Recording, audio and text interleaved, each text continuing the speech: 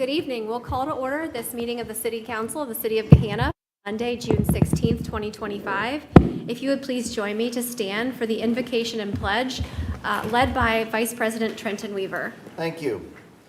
As we gather, we give thanks for summer, and we embrace the long, warm days and the chance to slow down and enjoy the present moment.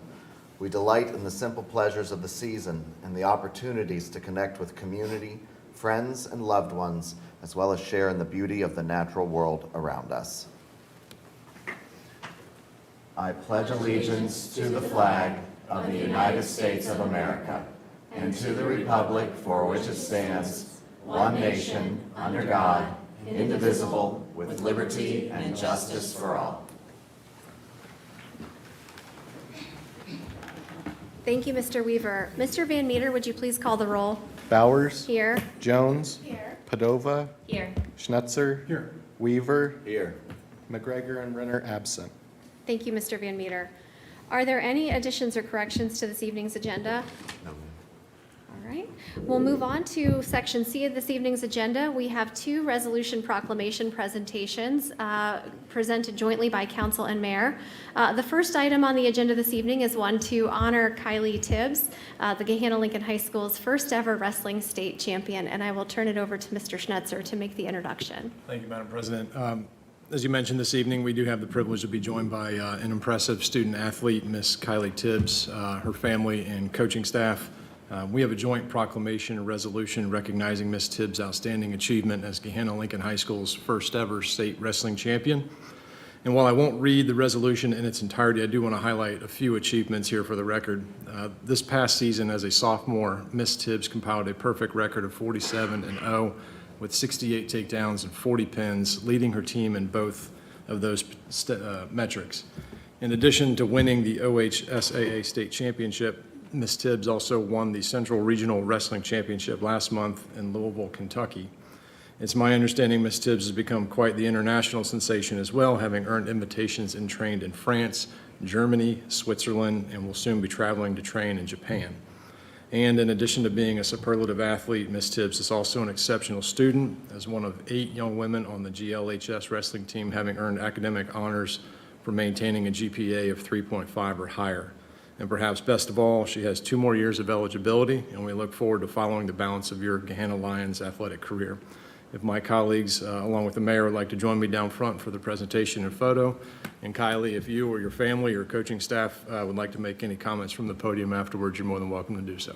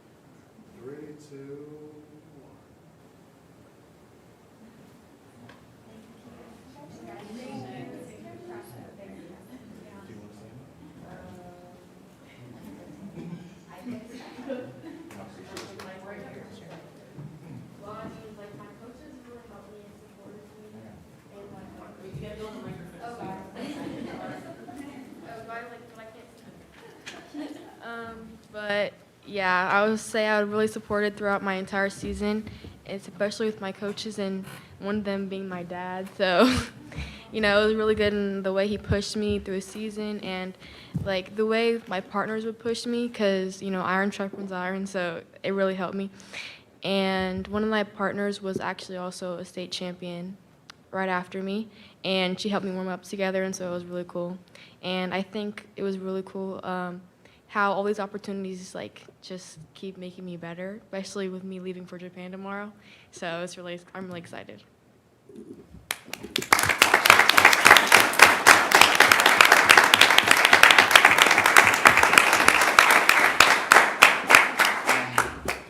As a coach dad, I appreciate the opportunity to recognize Kylie and her hard work. She is the best way I describe you when anybody asks me is that she's a worker bee.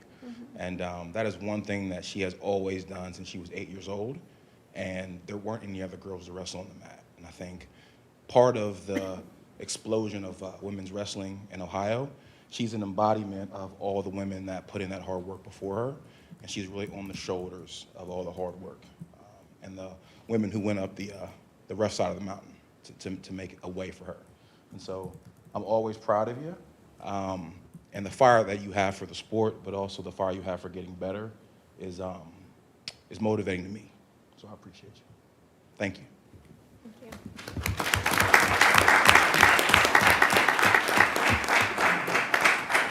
Yeah, the one thing I would add about Kylie is she makes everybody in the room better. And just a level of competition and everything else. Everybody tries to be like her, and everything turns into a competition. We were doing pull-ups the other day, and somebody wanted to do it with a weight between their knees. And I looked at her, and she's like, "Yeah, I'm doing that." So just never lets anybody get the upper hand. Always pushing somebody. So keep up the good work. Thank you.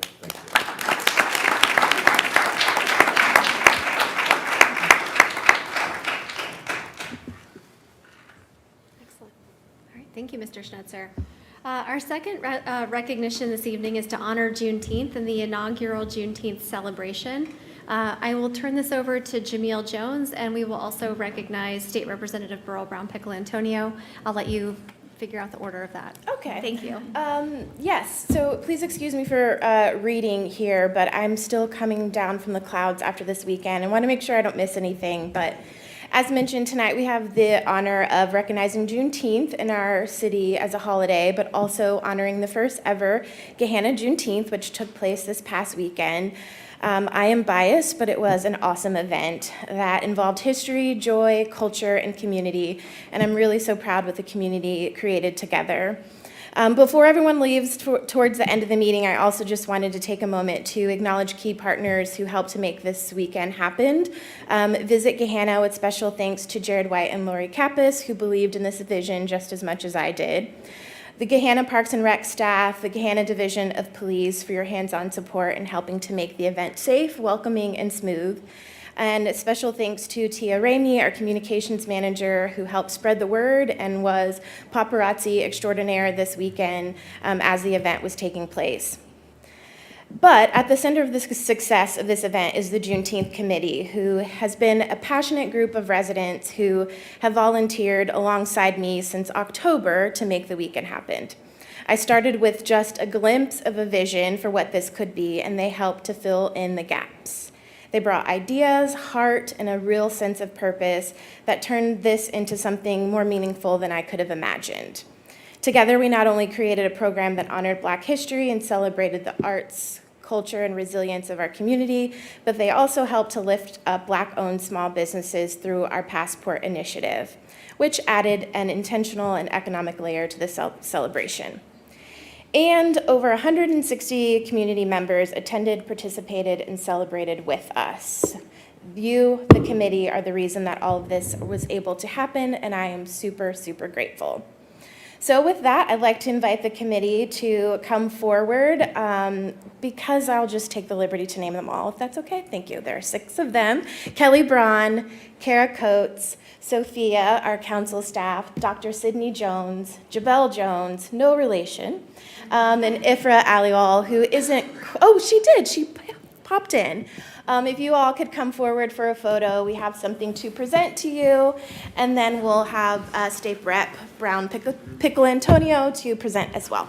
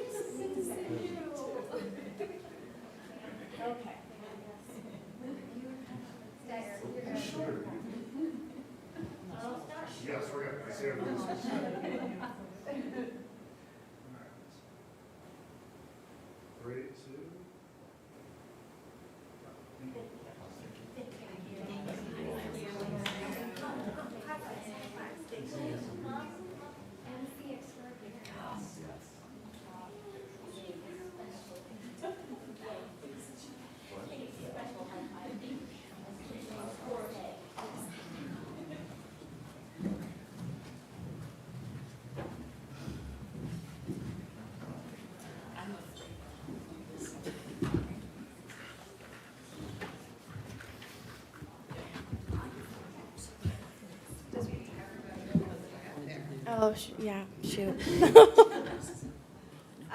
So, thank you for letting me do this here tonight. I unfortunately was not able to get over to the event on Saturday, but I wanted to present to you on behalf of the members of the House of Representatives of the 136th General Assembly of Ohio. We are pleased to extend special recognition to the City of Gahanna on its inaugural Juneteenth event. On September 2nd, 1862, President Abraham Lincoln issued a proclamation notifying the southern states that if they did not return to the Union by January 1st, 1863, he would declare slaves, quote, forever free. This led to the celebrated Emancipation Proclamation, and on June 19, 1863, this news of freedom finally reached the state of Texas. Today, actually not today, Juneteenth is celebrated across the country Thursday to memorialize this important moment in history. And the City of Gahanna is worthy of recognition for honoring this auspicious occasion with an inaugural community celebration. The City of Gahanna's Juneteenth event provides a unique opportunity for area residents to gather and celebrate the freedom of all Americans and all those involved with the preparations for this occasion, including the members of the Gahanna Juneteenth Committee, and are deserving of high praise. Indeed, these fine volunteers have supported a number of efforts, including the Gahanna Black-Owned Business Passport, aimed at focusing attention on local Black-owned businesses and bringing the community together in the spirit of pride, partnership, and unity. And we applaud them on their outstanding work. Thus, it is with great pleasure that we recognize the City of Gahanna on its inaugural Juneteenth event and extend best wishes for its continued success.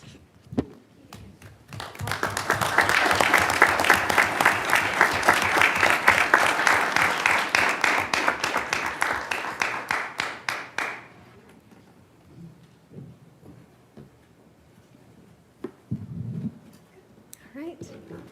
Well, thank you. That concludes our presentations for this evening. Congratulations to all, and thank you all so much for an incredibly successful and uplifting event over the weekend. Your hard work showed, and I know that many of us enjoyed being there to celebrate with you. All right, with that, we'll move on to Section D of this evening's agenda, hearing of visitors. I have 4 speaker slips this evening. The first speaker slip I have is from Kathy McCorkle. Mrs. McCorkle, if you would please approach the podium, and you'll have 3 minutes for your remarks.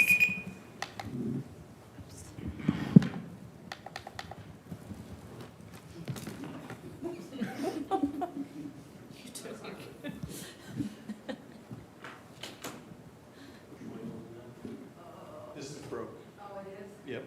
Okay.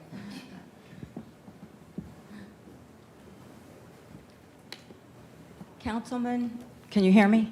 Yes. Councilman Trent Weaver refuses to pray to God during invocation time, so I will.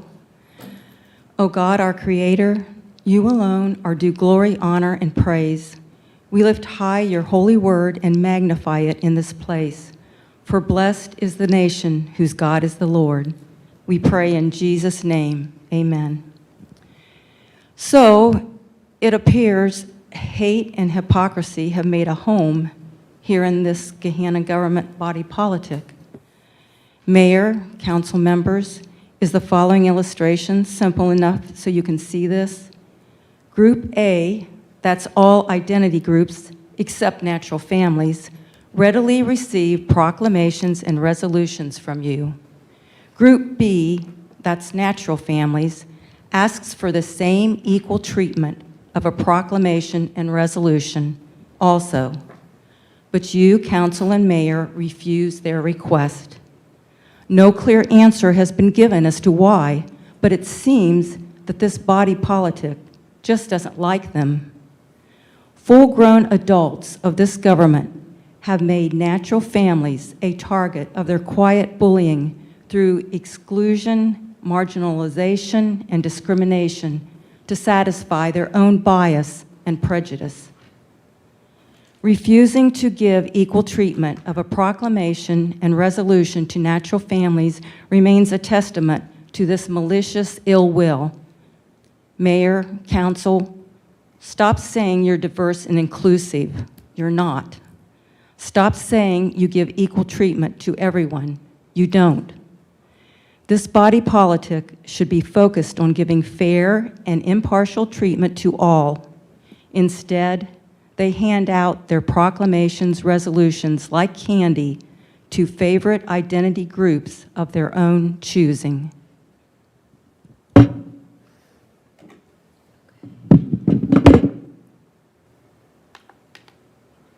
Our next speaker slip this evening is from Jordan Fromm. Mr. Fromm, if you would please approach the podium, and you'll have 3 minutes for your remarks. We have them in, I have 3 in order in which they were received. We're going to go in a little different order. Okay, I'm Ralph Griffith. Please state your name and address then for the record. I'm Ralph Griffith, 4100 Horizons Drive, Columbus, Ohio, 43220. Good evening, President Bowers, Honorable Council. We are a developer, Value Recovery Group 2, that has been developing in this city for 20 years in the Central Park of Gahanna. We're here to address 2 of the issues raised in last week's Committee of the Whole discussion. First, the premise of highest and best use of property, and second, the insinuation that speculative development is somewhat less valuable than a corporate headquarters, implying that a temporary corporate tenants do not deserve incentives equal to or greater than those offered to permanent corporate citizens. Let me start by revisiting VRG2's, at Value Recovery Group 2's, longstanding commitment to Gahanna. Since 2005, we cleaned and capped the EPA nuisance, formerly known as Bedford 2 landfill, extended Tech Center and Science Boulevard, raised those funds, and have been directly responsible for development or sale of over 700,000 square feet across various uses and various tenants. The Velocis site was, previously to splitting, an 18-acre piece of ground that was one of our most difficult pieces to develop. Burns and Scallow acquired the left portion of it, which we will address later. Despite common misconceptions circulating about why the property was marketed as office space, let me clarify, we have owned the site since 2007 and navigated its challenges through the Great Recession, the slow growth years of the 2010s, the pandemic, material shortages, and high interest rates. Additionally, significant topography issues dictated that the property be marketed in 2 separate parcels when market conditions were optimal.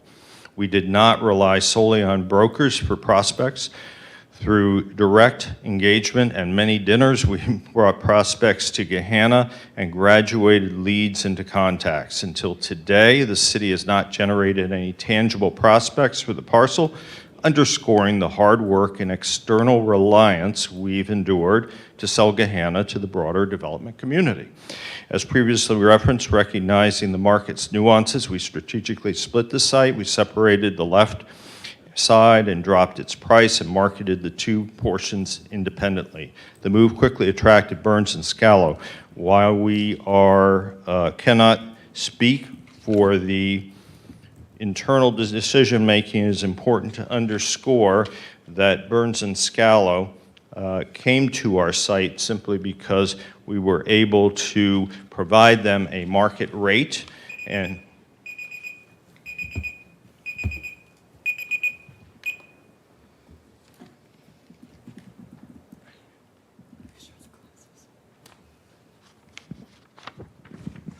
Thank you, Mr. Griffith. Would you please state your name and address? Yes, Robert Lockett, 5420 Ashford Road, Dublin, Ohio. Council members may recall that the incentive package for Burns and Scallow, proposed originally at 80% 12 years, underwent an unusual detailed review with ultimately negotiated on the floor, a process that to our knowledge was unprecedented in the city's recent economic development efforts. Per council deliberations, they were reconsidered at 50%, before arriving at a renegotiated at 70%. This figure notably differs from the 100% abatements extended to other corporate headquarter projects like ADB Safeguard, Franklin Peak, and Reliant Capital. We hope for the next headquarter use they can trust that a negotiated proposal delivered by staff, relying on data and their expertise, will be considered on its merits and not renegotiated. Given that context, it's worthy thoughtfully considering whether speculative development, often a catalyst for long-term business growth, should be viewed as inherently less deserving of incentive support than a headquarters. The dynamics in today's market call for flexibility, and speculative projects lay the groundwork for future anchors. Regarding highest and best use, the committee applied that speculative users lack the preeminence of corporate citizens owning their facilities via sale, leaseback, or single-purpose entities, and thus are not investing deeply enough in the community. However, any newly constructed building, whether owner-occupied or speculative, is typically owned through a single-purpose entity which leases to the user. The city has a very recent history of supporting speculative development, as evidenced by the 15-year 100% abatement provided to Taylor Industrial Park in 2021. We are certain their tenants are important to the community. To underscore how speculative projects catalyze growth, at 870 Claycraft Road, we co-developed a spec warehouse facility with incentives. The available space attracted ADB Safeguard to expand their operations when they ran out of room at their previous headquarters. Their path eventually led to a build-to-suit leased headquarters, which they did not have any ownership in, illustrating the risk-taking and speculative developments can indeed bear significant community benefits.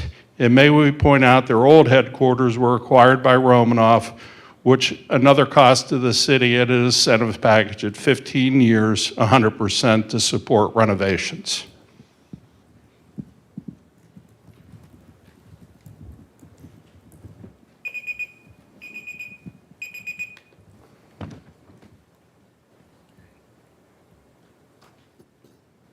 Thank you. Mr. Fromm? Jordan Fromm, 4100 Horizons Drive, Columbus, 43220. We've been in contract several times on this site, and all have fallen through due to site constraints and broader economic and market challenges. One notable example of a prospect who we did not secure a contract with was Bob Evans. Bob Evans' corporate headquarters chose New Albany over this very site due to a more aggressive incentive package. In 2014, after several years in New Albany, they were facing headwinds and a sale. Divestiture and/or downsizing was on the table, putting their New Albany headquarters at risk. Had Gahanna landed Bob Evans, and should their business challenges mount to a level that would have necessitated an exit, the city would have been left with a large vacant building, triggering renewed marketing efforts, multi-jurisdictional competition for new users, a stale listing with many days on the market, and would likely require city incentives to secure the user. Even headquarter projects carry risk, which is why speculative development remains vital. It offers the flexibility needed to sustain momentum and incubate long-term growth. Ultimately, we had to split the site. Burns and Scalo moved forward, but it took a year after to secure Velocys for the remainder. If highest and best use is our guidepost, consider this. Would a tax-exempt municipal maintenance facility and yard generating little to no new job growth or income tax be the optimal use of this land? That was seriously contemplated. The city pursued that for this exact site as empowered by the council-approved 23 to 27 capital improvement plan. We believe Gahanna deserves better use of its prime development land. Regarding process, this Velocys deal was thoroughly reviewed by staff and presented to council with their staff recommendation. Your team is talented and experienced at the city of Gahanna. We see this as a success for both parties. Even if the incentive is 20% lower and 3 years shorter than the Taylor project that was referenced, it proves that skilled negotiation can yield a balanced result. We encourage council to trust the expertise of staff and consider proposals as delivered, avoiding renegotiation, so the business community knows what to expect when working with Gahanna. So let's continue the momentum and uphold Gahanna's reputation as a regionally competitive, business-friendly, and family-friendly city. Speculative development is key is a key part of that. It fosters growth and it fosters adaptability. Approving this deal sends the right message that Gahanna is competitive and is serious about its future. So thank you for allowing me to speak today.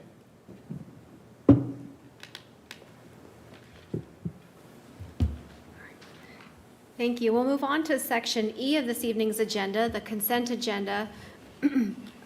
There are no ordinances for second reading, so we'll be able to move straight into a motion to adopt the consent agenda as published. Is there a first? So moved. I have a first by Mr. Weaver, Second. a second by Ms. Jones. Is there any discussion? All right, hearing none. Mr. Van Meter, would you please call the roll?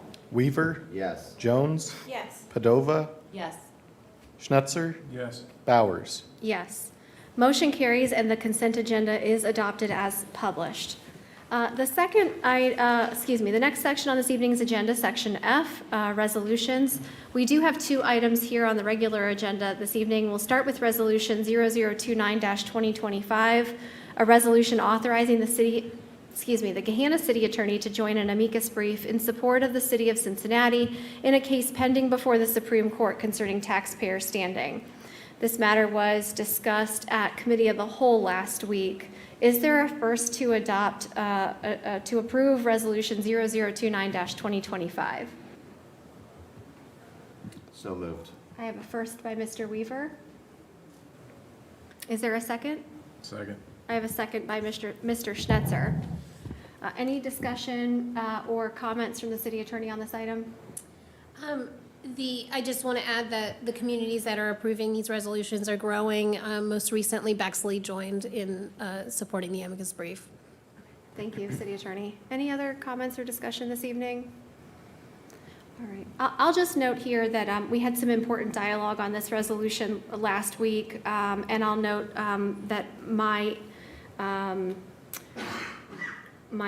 approval, my yes vote on this resolution is due to the fact that we are not going to be impacting residents' ability to file a 30-day referendum action, nor does this prevent a taxpayer from being able to assert standing if they can articulate a harm and live in the jurisdiction. So with that, Mr. Van Meter, if you'll call the roll. Weaver, Yes. Schnetzer, Yes. Padova, Yes. Bowers, Yes. Jones. Yes. All right, motion carries and resolution 0029-2025 is adopted as published. All right, the next item we have on this evening's agenda is an item of first impression, resolution 0030-2025, a joint proclamation and resolution expressing the City of Gahanna's opposition to House Bill 309, House Bill 335, and other efforts to eliminate or restrict the use of inside millage for municipal government operations, capital projects, or debt service. Before we move into discussion, could I please request a first to adopt the resolution as published? So moved. I have a first by Mr. Schnetzer. Is there a second? Second. I have a second by Ms. Jones. All right. By way of discussion, and I guess just to sort of introduce this item, we had received outreach both from the Ohio Municipal League and our state representative, Burl Brown Pickle Antonio, bringing this item to our attention. I understand that Mayor Jadwin also engaged in discussions related to this legislation at CAMA meetings recently. So this resolution opposes the elimination of inside millage, which would affect, the estimate is that it would affect Gahanna's revenue by creating a loss of $3.6 million annually. This would eliminate approximately 2 mills from Gahanna's properties, real estate situated in Gahanna, and would not represent anything significant in terms of actually meaningfully reducing property taxes for residents. Is there other discussion with regard to this item? Yeah, I'll take a crack at it, All Madam right. President. just going to defer to Councilman Schnetzer.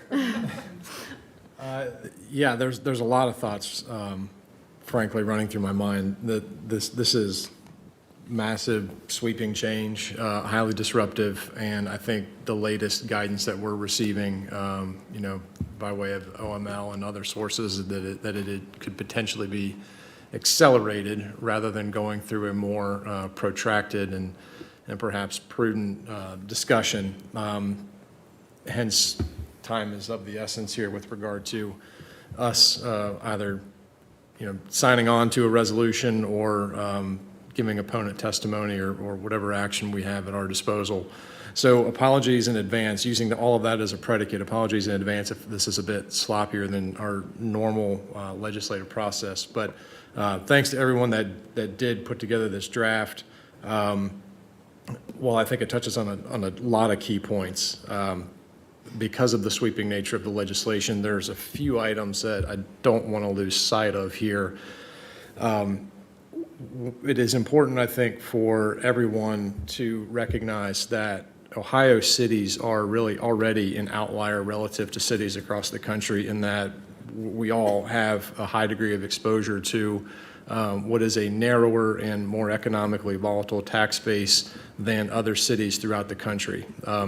Most cities in other states receive the majority of their funding from what is more stable property taxes.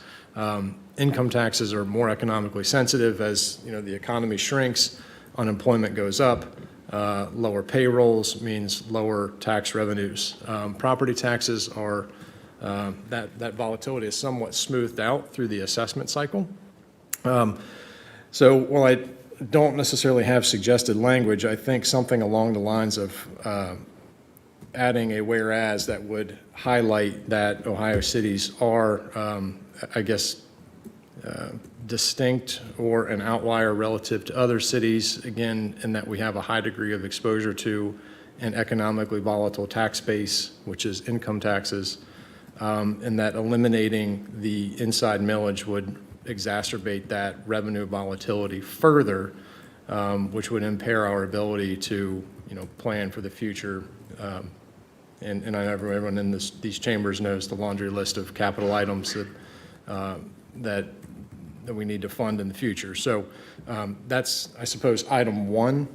Could we hold right there? Because I Oh, was absolutely. Yep. I'm trying to wordsmith this for you as you're going. I know this is messy, but what I have in here would be a whereas municipalities in Ohio are already in a vulnerable position compared to municipalities in other states. Income taxes are more economically sensitive, income taxes, comma, the principal revenue. Yeah, just to clarify, I might underscore that it's particularly or specifically Ohio cities. Yes. School districts, the main source of revenue is property taxes. Counties, the main source of revenue is sales taxes. And cities in Ohio, the main source is income taxes. Again, all of those phenomena are somewhat unique relative to other states. All right. Income taxes, the principal revenue source for Ohio cities, are more economically sensitive and drive greater volatility in revenue source are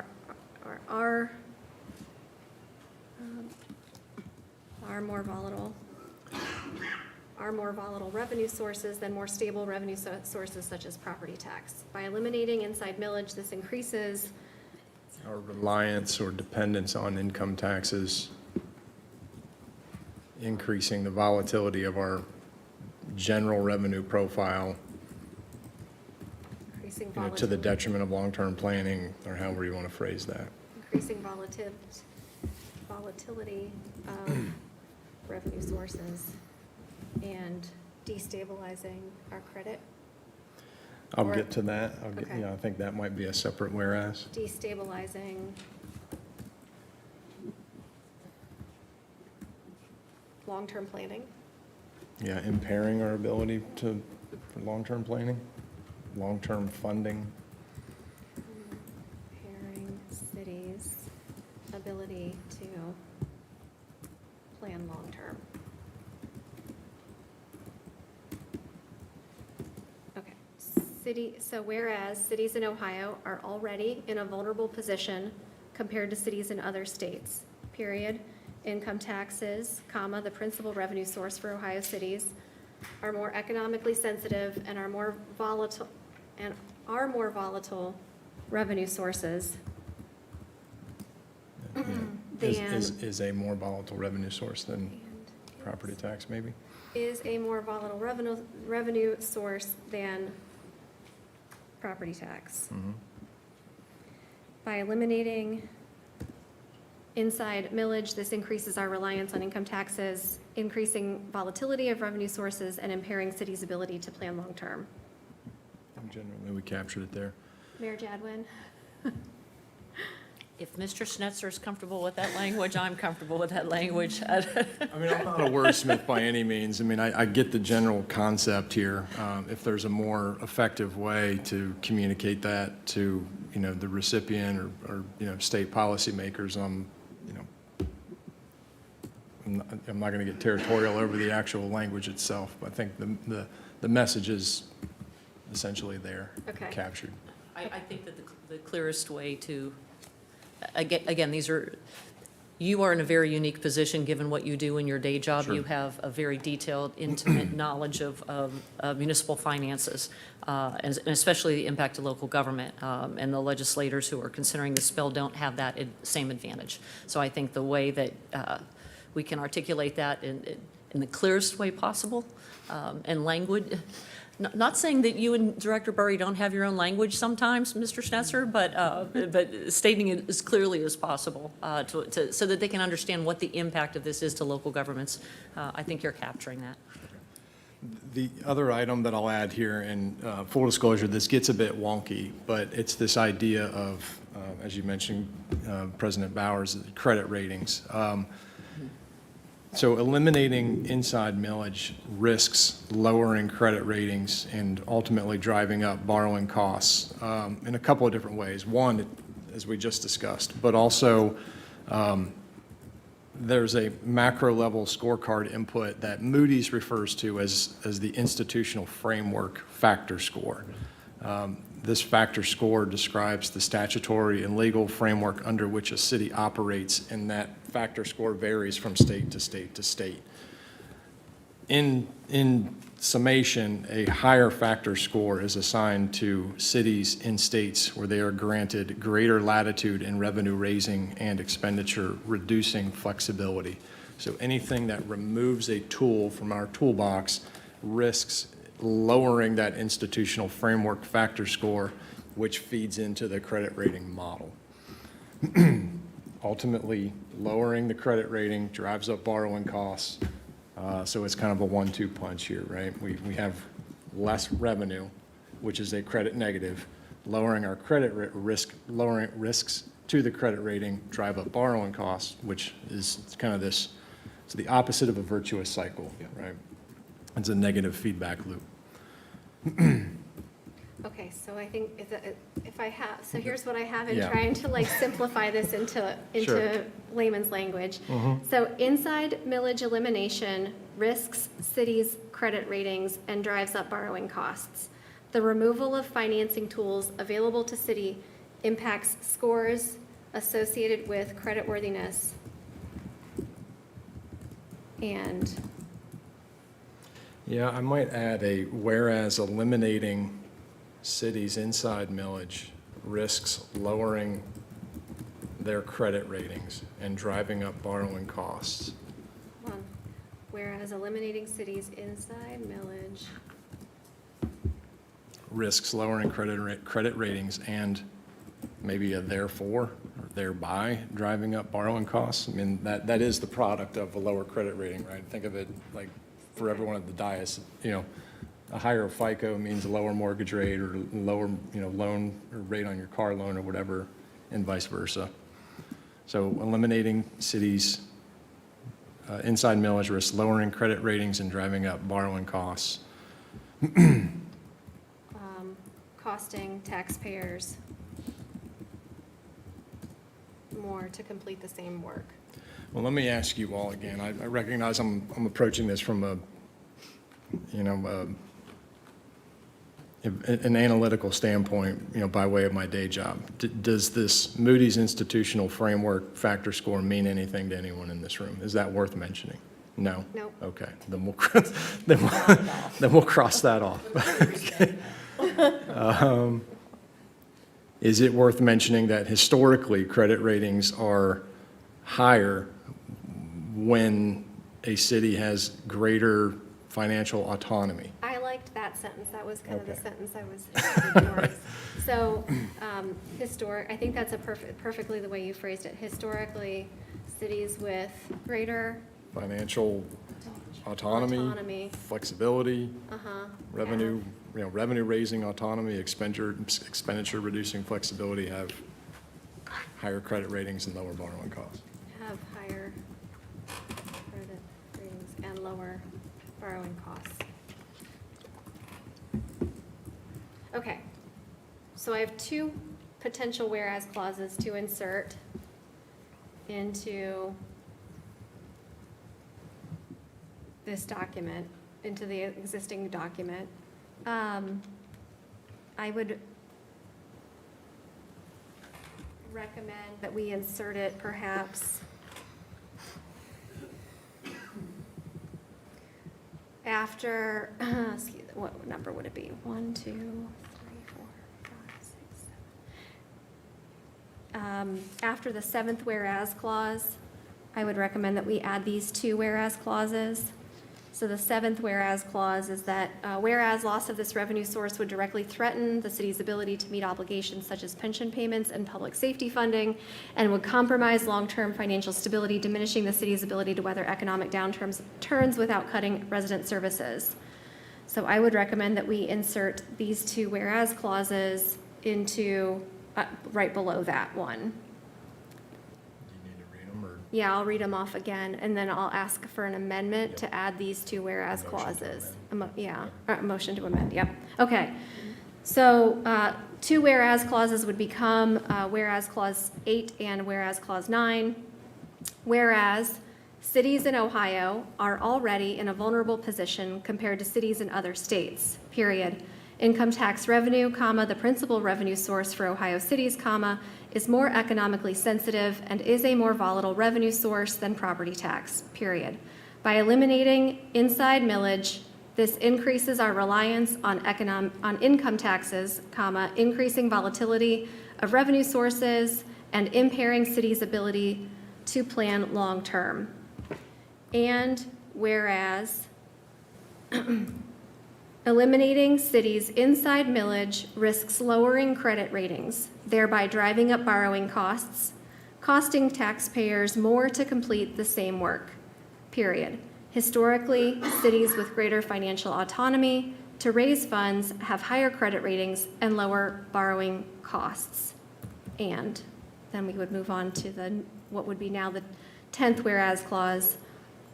The loss of property tax revenues from this legislation would further harm our community by severely reducing funding for the Gahanna Jefferson School District, impacting staffing, and further harming the city due to the loss of income tax revenue. All right. Is there a motion to amend as referenced? as read? Okay. So moved. I have a first by Mr. Schnetzer on the motion to amend, Second. a second by Mr. Weaver. Any discussion on the amendment? No, ma'am. All right. Mr. Van Meter, would you please call the roll on the motion to amend? Schnetzer? Yes. Weaver? Yes. Padova? Yes. Bowers? Yes? Jones? Yes. Motion carries. We'll now move to the motion to adopt resolution as amended. Is there any further discussion? Yes, Mr. Weaver. Just briefly, Madam President, thank you very much. And thank you, Mr. Schnetzer, and Madam President, for your dialogue just now. I just want to be very, very clear for our residents.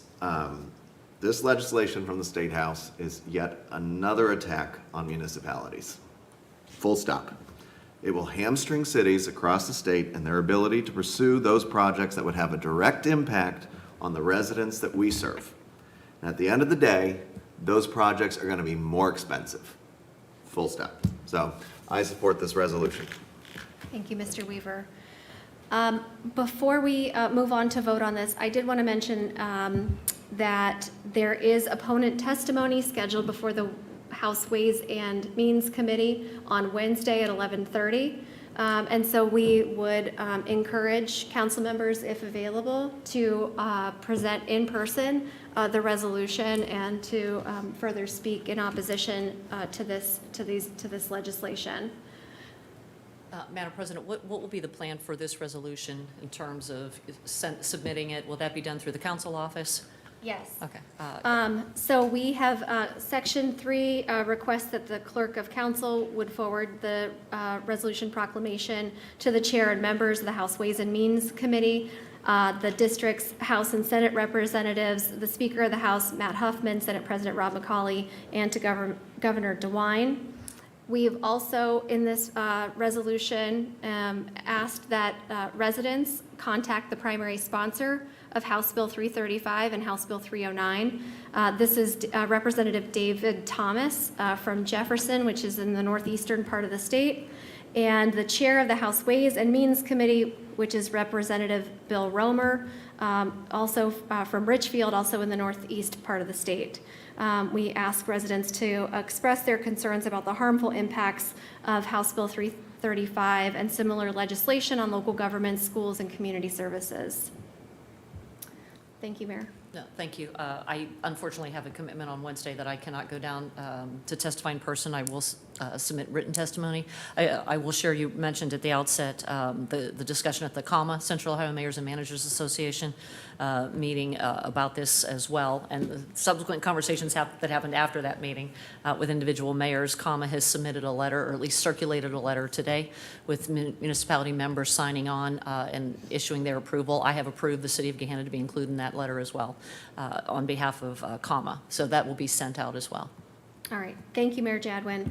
On that note, too, I've seen other communities that have been speaking out against this. Upper Arlington also issued a joint statement. Grandview Heights has issued a resolution similar to this. So we are standing with our colleagues and are stronger together, certainly on this issue.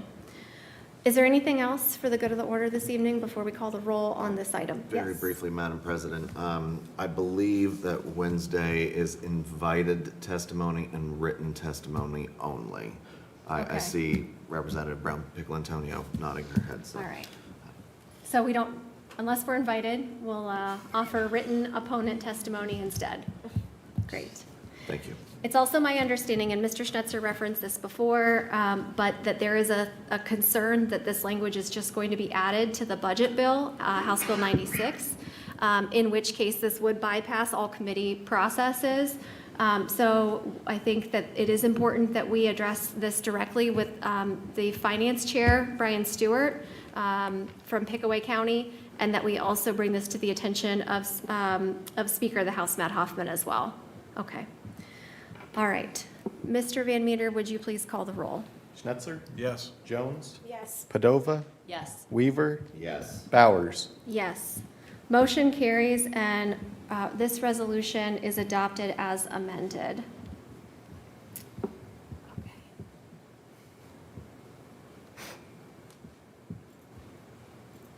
And Mr. Van Meter, I do have that language all typed, so I will cut and paste it to you. Okay. See, sometimes sausage is made right here on the floor.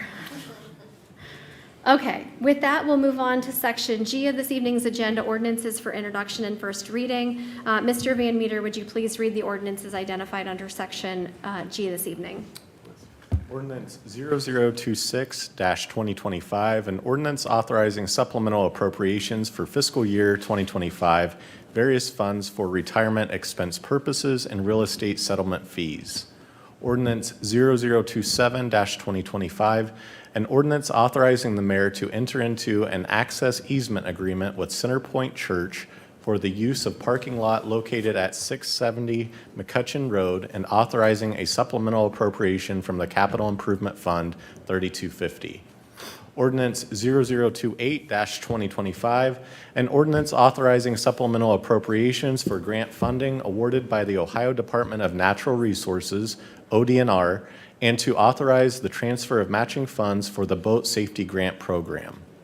Ordinance 0029-2025, an ordinance to authorize the mayor to enter into a professional services agreement with Kleinfelder Engineering LLC for design and engineering services for the Woodside Green and Hannah Park Pond improvement projects. Ordinance 0030-2025, an ordinance authorizing the mayor to enter into a community reinvestment area agreement with Velocis Gahanna JV LP to facilitate the construction of an industrial building on parcels 027-00110-00 and 025-13634-00 on Tech Center Drive, part of Community Reinvestment Area Number 3, and declaring an emergency. Thank you, Mr. Van Meter. All right, moving on to Section H, Correspondence and Actions. We do have one liquor control notice, 2025-0129. Mr. Van Meter, do you want to share anything about this item with us? Just to note that I did seek from the Division of Police regarding the transfer of ownership application from Barrel and Bore Creekside LLC to Spur C-Bus Inc., doing business as Barrel and Bore at 121 Mill Street. There were no objections from the Division of Police. So therefore, pursuant to the notice, unless there are objections, we will submit our return indicating no hearing. Thank you, Mr. Van Meter. Are there any objections to this liquor permit transfer? Hearing none, we'll move on to, there's one item under council correspondence and actions. We have included a copy of the latest newsletter produced by council office.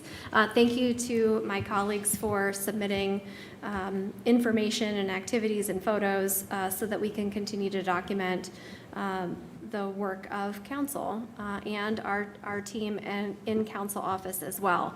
I just wanted to call out that there's a fantastic section in here from the archives compiled by Deputy Clerk Sophia McGuire. She has a resolution contained in here that's actually from 1981. And so there's lots of nice historic tidbits that get included in here. So thanks to our council staff for putting this together on a bi-monthly basis. Residents that are interested in signing up for this newsletter, this is every 2 months. And there is a link to sign up on this agenda this evening. All right. Any other correspondence from my council colleagues this evening? All right, hearing none, we'll move on to Section I, Representatives. Councilwoman Padova, Community Improvement Corporation. Thank you. CIC will be meeting tomorrow at 8 a.m. in the committee room. That is open to the public. I do believe we will be going into executive session at some point, but if anybody would like to join us until then, they are welcome to. And I believe that we may be inviting council in July. I will keep you posted on that. Great. Thank you, Councilwoman Padova. Mid-Ohio Regional Planning Commission, Mr. Weaver. Thank you, Madam President, and thank you, as always, to Council Office for their assistance in the preparation of the report. I will say this is a lengthy report attached to the agenda. I will spare everyone this evening from going through item by item. However, lots of good stuff in there, so I do suggest taking a look. Lots of items linked there as well. The commission met on June 12th, just last week. We did hear during our luncheon, the conversation featured Jason Hall, the new CEO of the Columbus Partnership.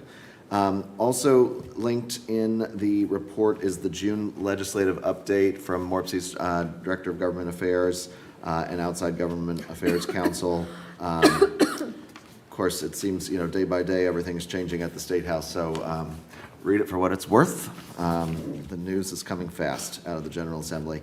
A couple of upcoming events to highlight for folks. I know some that we, as council, make every intention of attending as well. So on July 10th from 1 to 3 is the Funding and Resource Opportunities to Build Your Energy Stack. Learn how communities can access key local, state, and federal funding tools to support affordable, resilient energy projects, including PACE, CRAs, TIFs, IRA, BIL programs. The annual Social Media Summit, Talk of the Town, Bold Strategies for Local Voices, will be on August 5th. Emerging Energy Technologies and Future-Proofing the Region, August 27th. And then, of course, the 2025 Summit on Sustainability will be September 30th. I believe Council Office is procuring a table for that. Two resolutions that were approved by the commission last week. One would authorize the executive director to enter into agreements with the Ohio Department of Development for the Home Weatherization Assistance Program. And the second one would authorize the executive director to submit an application to the Franklin County Board of Commissioners for Community Development Block Grant Funding, or CDBG funding, for the home repair program. Lastly, I always like to highlight the Money Mondays series. Today's Money Monday would have featured Preston Frick, the grants coordinator with Morpsey. On July 7th, there is going to be a break here for the summer holiday. On July 7th, it will be a capital budget update or a Clean Ohio Fund green space conversation. On July 14th, Jeremy Faust, Vice President and Director of Environmental Sustainability from Fifth Third Bank Foundation. And then on July 21st, a familiar face. You're looking at me like maybe I'm not correct. No, you reminded me. That's right. Thank you. Okay. Our very own Mayor Jadwin will be discussing funding and local projects. I know these are subject to change, so maybe I had old news. I wasn't sure. Like, so. oh my gosh, it's already almost July. But that will be it for my report. But again, I do lots of great links in there, various funding opportunities, grants. I say frequently I applaud the city staff for their willingness to seek out outside funding. Morpsey is a great resource in highlighting those. So that will be all for my report this evening. Thank you. Great, thank you. And I noticed that the Summit on Sustainability is coming up on September 30th. We often will have a council table at that. It's a great event. So save the date. Thank you, Mr. Weaver. Okay. I believe I'm going back to Councilwoman Padova for the CVB update. You don't have anything to share with us, do you? Nothing happened at all this weekend in Gahanna. I do not have any numbers, things like that yet. But I do believe that Lori should be due in. I want to say that she came in July last year to give us an overview of CBJF after the festival. So I will follow up with her to see, to coordinate something with Jeremy for coming and presenting the results of the festival. But I was unfortunately unable to attend, but I do want to thank everybody who was able to come out and support the Creekside Blues and Jazz Festival over the weekend, especially all of the volunteers who were there. The Gahanna Police Department, Gahanna Parks and Rec. I know that they are working all weekend, and it was quite humid, so always appreciate all of the support of our community. And we will be getting more details of the festival here soon. Thank you, Councilwoman Padova. Councilwoman Jones, School Board. Yes, just one update this evening that with the Juneteenth holiday on Thursday, this month's school board meeting will be this Wednesday, the 18th, 6:30 p.m. at Clark Hall. Thank you, Councilwoman Jones. All right, Section J, official reports. Mayor Jadwin. Thank you very much. Actually, my first several comments are just a series of congratulations. Thank you, Councilman Schnetzer, for the offer to do a procolution with you to recognize Kylie Tibbs. It was not only a remarkable achievement, but an historic one for the city. Not only to be, again, the first wrestler in the history of Gahanna Jefferson Public Schools, but the first female wrestler makes it even more of a trailblazing experience. So just so incredibly proud of her, and you could tell the way her coaches were speaking about her that she truly brings hard work, commitment, dedication every day, and is setting a trend not only within what she's accomplishing, but for her own teammates and driving them forward as well. So congratulations again to her. Councilwoman Jones, congratulations to you and to the members of your Gahanna Juneteenth committee for organizing our city's first ever Juneteenth event. Unfortunately, I was not able to be there. I was flying back after representing our city and our region at a conference, but I was keeping my tabs on what was happening, and I've heard it was just a wonderful event that truly brought the community together to celebrate culture, to celebrate the history of Black Americans and the contributions in our community as well, and just really create a wonderful day of education and information and just shared spirit. So I've heard it was just wonderful. Congratulations to you, and I know that'll be the start of a wonderful tradition in our community that we look forward to continuing. And again, to visit Gahanna, Councilwoman Padova, you took my comments there, but congratulations to them. It was a very muggy weekend. I got down there Saturday, and I got back in time to volunteer with Rotary and Kiwanis and serving at some of the beverage stands. We'll just say that. And there was not a lot of air circulating, but a lot of smiles around all the attendees who were there. And again, just after 26 years, that event truly has become a cherished tradition in our community, one that officially kicks off summer. So we look forward to all of the wonderful work and hearing from Ms. Kappas about the outcome of that event. But again, many thanks to the sponsors, the team and board at Visit Gahanna, the volunteers, the vendors, and of course our own team, Division of Police, Parks and Rec. Thank you for recognizing their work. They're still at it this week. Everybody thinks the festival ends Sunday. No, it doesn't. They'll be working all week long, continuing to clean up and put away and start to transition for our July 4th event, both on July 3rd and 4th. So congratulations and kudos to everybody for that. As I mentioned last week, I had the privilege of representing our city and the region at the Congress for the new urbanism. You might remember Jeff Speck talking about that when he was here, CNU for short. And it's a national conference that focuses on the future of transportation and mobility. There were leaders around the country that came together to discuss opportunities and challenges that come with adopting a regional approach to building transit, infrastructure, and connectivity. I was honored to have actually been invited to speak about at the conference about our own success here at home, basically the collaborative effort that took place in achieving the successful passage of Link Us back in November. As we all know, that's an initiative that will generate vital funding that will allow historic investments, not only in public transit improvements, but also in sidewalks, trails, and bikeways throughout our entire Columbus region.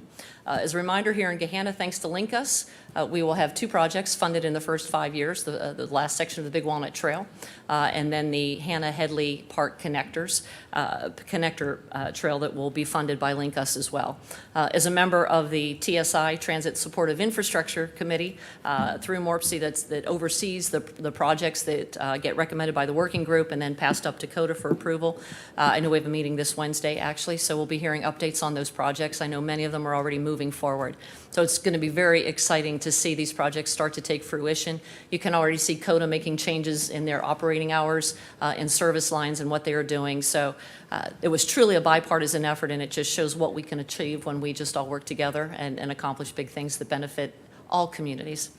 And then a couple of things, just reminders for this week. Wednesday evening, we have our continuing that conversation on mental well-being with an event at the Gahanna Golf Course Clubhouse.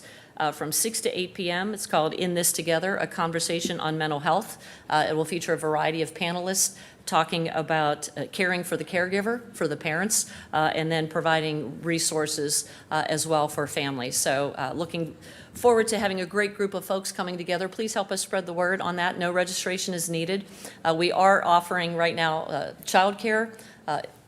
We're going to see where we are by the end of tomorrow for registration for childcare if there's a need for that. But if there is a concern around, hey, I'd really like to go, but I've got my kids, that opportunity is available. That you do need to register for by the end of the day tomorrow. But you can find information about that program on our website, gahanna.gov. And then this Saturday, the 21st, the Wenike Alston Foundation will hold a mental health summit for the mind, body, and spirit. Also continuing that mental well-being conversation, that will be held at the Peak at Edison starting at 10 a.m. She has a variety of speakers, including our own Gahanna resident Judge James Green, who will be talking about many issues with regard to mental health, holistic well-being, personal growth as well, but fantastic group of panelists they have put together, and that program was actually funded in part by the 2024 Community Grants Program that we did. So showing how we're continuing to reinvest those dollars back into the community for the benefit of all of our residents. And then also Wednesday evening from 6 to 7:30, just a reminder, the Franklin County Auditor's Office will be having an event at the Gahanna Library to talk about all the services that office offers. So invite all community to come together. There's many opportunities to get informed and be engaged this week, and hope folks will take advantage of that. And information on all of those events can be found at gahanna.gov. Thank you. Thank you, Mayor Jadwin. City Attorney Tamala Larison. Yes, thank you. Just briefly, I am pleased to report that it has been 90 days now since the Federal Court of Appeals had affirmed the decision for the Speedway towing case in favor of the city, and so the time to appeal that case is now run. So that closes that chapter as well. I have nothing else to report. Thank you. Thank you so much, City Attorney Tamala Larison. All right, council comment. We'll start with Councilwoman Jones. Nothing additional for me this evening. Thank you, Councilwoman Jones. Councilwoman Padova? I just want to give a big kudos to Councilwoman Jones for a lovely festival. I had a suffering from FOMO this weekend as I was at home sick on Friday and Saturday, and seeing everybody's pictures and good times being had at both Juneteenth and CBJF. So I look forward to it being a tradition and getting to go to the second one. So thank you for all of your hard work on that. Thank you so much, Councilwoman Padova. Councilman Schnetzer? Nothing to add this evening, Madam President. Thank you for your effort this evening on amending that resolution. I appreciate it. Mr. Weaver? Thank you, Madam President. Decent number of thank yous this evening, but at the risk of being redundant, I'll attempt to be brief. Want to add my congratulations to Ms. Tibbs and her coaches. Thanks to them all for being, thanks to all of them for being here. But quite the impressive record and the GPA to boot too. So we wish her all the best as she goes to compete in Japan. I also would like to thank not only the Juneteenth committee, but a special thank you to our colleague, Ms. Jones. I know she's shown all the praise on the committee and the volunteers, but Ms. Jones deserves a good, healthy dosing of praise as well. Really enjoyed the cultural experience and learning, and I had a blast getting up there to dance. Don't know that anybody else enjoyed me getting up there to dance, but I had fun. I heard there's video circulating. There's video. Jeremy, can you play the clip? No, just kidding. But really enjoyed our city's first Juneteenth, and it was a very special event, and I look forward to this being the first of many in the city. So thanks to you. Huge congratulations. Of course, go out to visit Gahanna, Parks, our GDP as well, for a terrific Blues and Jazz Fest. Enjoyed volunteering on Friday night and then sticking around for a bit after Juneteenth, as many folks were able to do.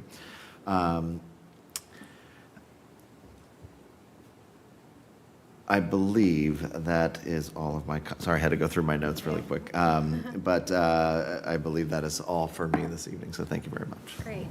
Thank you so much, Mr. Weaver. Okay, just a quick reminder that in addition and prior to the mental health event hosted by Gahanna Division of Police at the Golf Center, please make sure to join us at Central Ohio Urology Group to present the resolution in honor of Dr. Paul Kaufman. That will be on Wednesday at 5:15 p.m.